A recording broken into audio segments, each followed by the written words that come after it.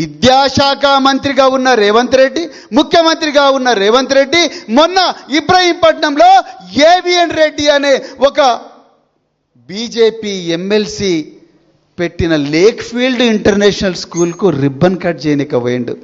నేను అడుగుతున్నా, lake field international స్కూల్లో ఫీజు ఎంత ఉంటుంది? 5 లక్షలు ఉంటుంది.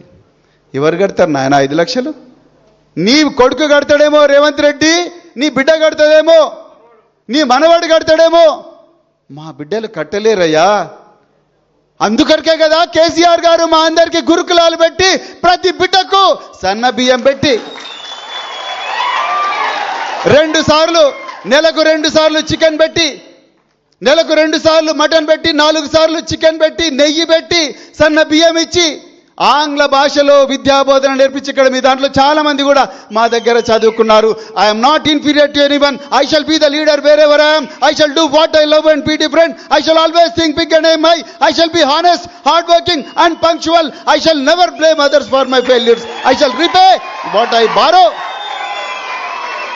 I shall neither beg nor cheat. I shall never fear the unknown. I shall never give up అనే ఒక కొత్త భాషను తెలంగాణ బిడ్డలకు నేర్పించింది కేసీఆర్ కాదా? అలాంటి ఆనవాళ్లను చెరిపేయాలని చూస్తున్న నువ్వు చరిత్రహీనుడివి కాదా రేవంత్ రెడ్డి గారు? ఒక్కసారి ఆలోచించండి. వీటి గురించి కదా మనం ఈరోజు రోడ్డెక్కాల్సింది.